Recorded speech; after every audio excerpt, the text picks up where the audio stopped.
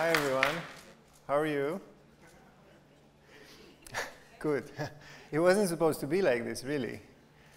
I was supposed to be a doctor, like my grandmother wanted, or a languages teacher, which a friend suggested to my parents 20 years ago.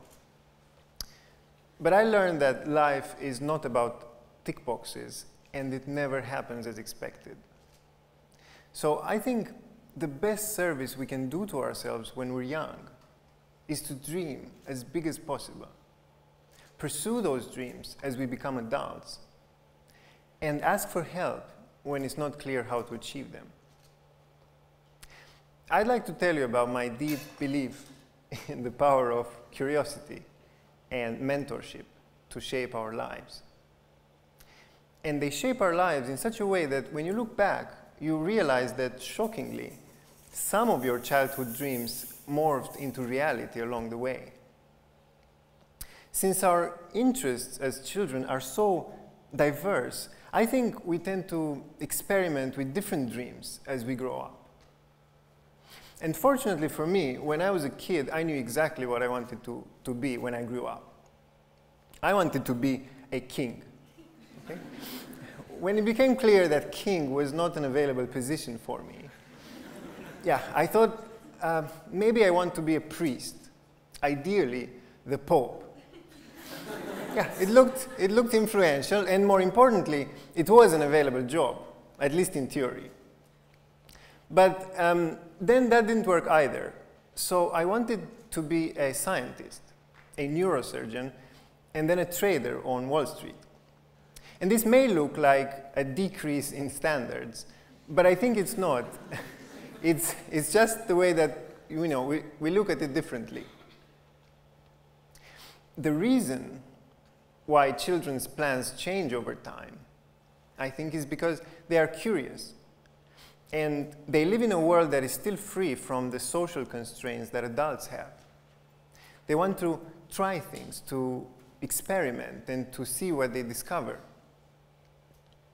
I was also pathologically curious and a pretty naughty child.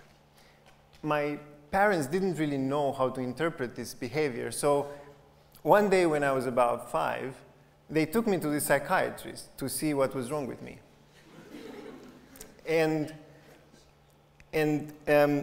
Today, I think I'd get an ADHD diagnosis maybe and some pills. But back then in communist Romania, ADHD was probably not a diagnosis yet. So he told them that I was fine and actually advised them to get tested instead, which I wonder if they ever did. But what I think he recognized, as Ken Robinson puts it in one of his talks, was that I was suffering from childhood around that age, and it wasn't treatable.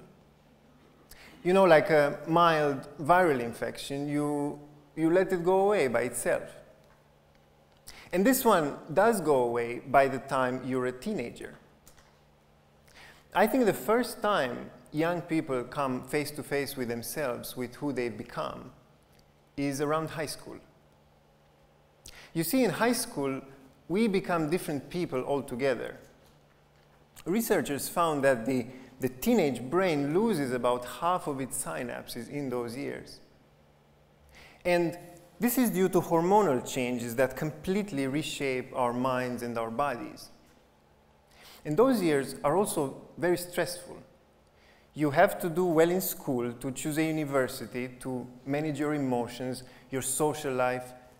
It can be overwhelming, and it often is, because a teenager doesn't yet have all the mental tools to deal with those issues. That's why half of all students say they feel very stressed. And 1 in 4 has depression symptoms at clinically high levels. And this is partly because school does such a poor job of educating young people. As a legacy of the Industrial Revolution, the school systems of most countries are designed as factory lines, with plans, grades, steps, and terms. Everyone must go through the same process. The ideal state of the system is full uniformity. You see? If you don't conform, you are pushed aside. If you fall behind, you are penalized and you feel stupid and useless. It's crazy. And the system will not change fast enough for the people who are now in school to take advantage of it. What they really need is some guidance, some hope that their struggle with school is not in vain. That's why it's so important to find trusted people to talk to ask questions and to exchange ideas, both inside and outside school. I remember one autumn I was in the countryside helping my grandparents to harvest potatoes. Well, to be honest, this happened every autumn, but this autumn I was there as well, and I was fascinated by nature, so would often, you know, look around for a worm or a larva or something else that for the adults on the field was completely insignificant. So I would often fall behind with my potatoes, and my grandfather would shout at me to hurry up. And at one point I shouted back that I wasn't interested to be a great potato picker. Yeah, because this wasn't what I was planning to do with my life. And everyone on the field started laughing while, you know, looking down and continuing to pick their potatoes. And I thought, why are they laughing? Are they really happy with their lives? Am I so naive and stupid not wanting to pick potatoes or work the land? I mean, there's nothing wrong with farming, of course. In fact, I want to have one as well.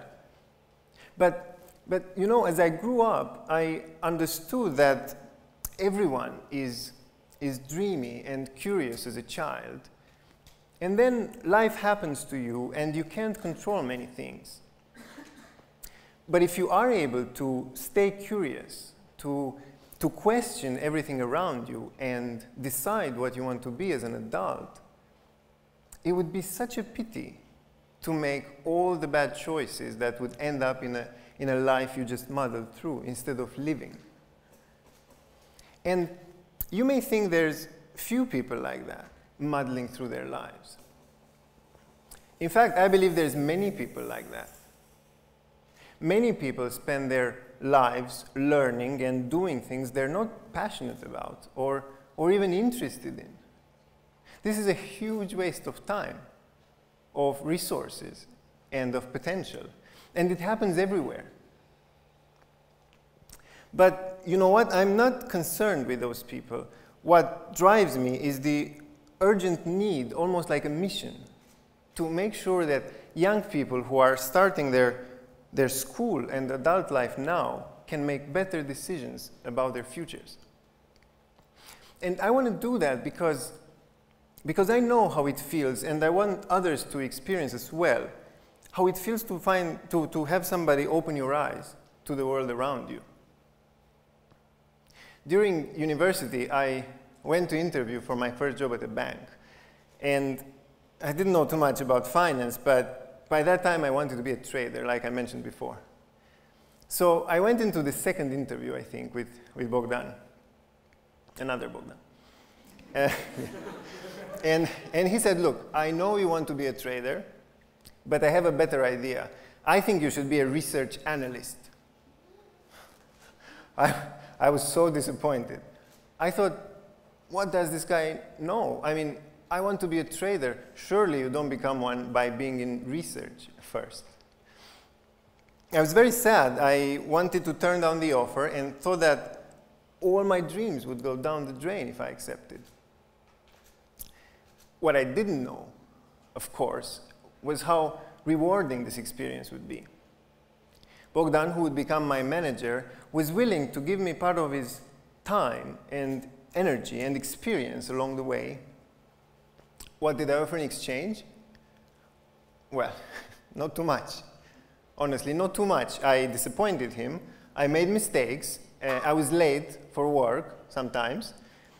But I wanted him as a mentor, you see? I wanted him as a mentor, and I had a relentless curiosity that went beyond work and into education and personal stuff. You see, mentors play different roles in our lives, and sometimes they don't even know it. they do it unconsciously.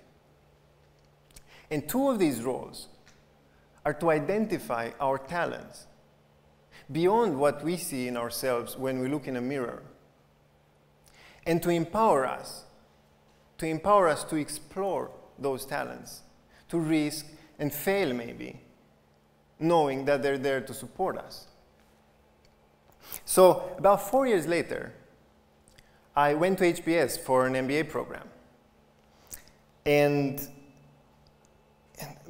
you know, I had this big imposter syndrome, the feeling that you shouldn't be in a place or that you don't belong somewhere. And I had that, and very early on into the program, I was in such a bad shape mentally that I thought that it had probably been a very, very, very bad idea to leave my life and everything behind and move there. I had to speak in every class in front of 100 smart people at a time and read tens of pages of classes every day and keep in touch with my friends, family, network, socialize, find a job, stay in touch with my wife over Skype. It's easy to talk about these things now, but back then I was close to a breaking point, and I think it showed on my face and in my attitude. And that's when, this is my class, that's when I met Maureen, who was working in student integration at the time. And she reached out to me one day and she said, "Bogdan, why don't you come to my office tomorrow and we'll talk?" And by that time I was so desperate to talk to someone that I didn't even ask why. I just went there the next day and almost cried that there was so much pressure, so many things to prove to myself and to others, so much new stuff. I wasn't sure I could do this for 2 years. I mean, I just started and it was already so bad. Well, she drew this diagram. This is probably not the thing you'd expect being discussed at Harvard, but she probably had a good reason to start with something looking so simple. She said, you start very high at first, and then it all goes down very quickly as your school kicks in and your responsibilities pile very high. And then you start to cope, and in a few months you're at your best self again. This may happen to you as well here. So clearly I was at the bottom then, and I couldn't see any way out. We met every 2 weeks for almost 2 years, and we discussed everything from my successes to my failures, my job search, personal life. And in time, I became more relaxed, more confident, and better able to deal with stress and with coursework. And very slowly, I became a different person. This relationship was incredibly helpful, and it was something I didn't even ask for. You see? This brings me to another 2 roles that mentors play in our lives. And many times they do it consciously. Those are of facilitators and of champions. You see, they remove roadblocks for us, either mental or real, of which, by the way, our lives and careers are full of.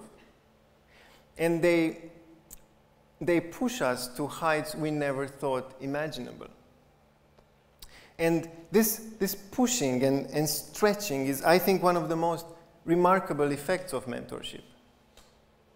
This ability to distort reality and to change a person's thinking and future just by guiding them with the right tools. I think that's almost magical. I really do. And having discovered the power of mentorship, I understood that my development as a person and as a professional would be so much faster and deeper if I could access the experience and advice of people I looked up to. So I keep looking for these people all the time. And it's hard because the chemistry that's needed, the trust, and the ability to discuss sensitive issues. That's pretty rare. I also try to be helpful for anyone reaching out to me. And I do this almost every day, you know, keeping in touch, listening to career plans, to personal problems. And it's amazing. The more so because some of the people have grown to be mentors themselves. For example, about 4 years ago, we launched this program for high school students where we put them in touch with university and young professionals based on the university where they wanted to go. And in that program, I've learned a lot of stuff on how not to do things. You see, it's always a learning experience. But I would say if you want to accelerate your understanding of a subject, of a career, or a passion or interest you may have, then pick somebody you admire in that field and ask them to guide you. Share with them your thinking, your dreams, and your concerns.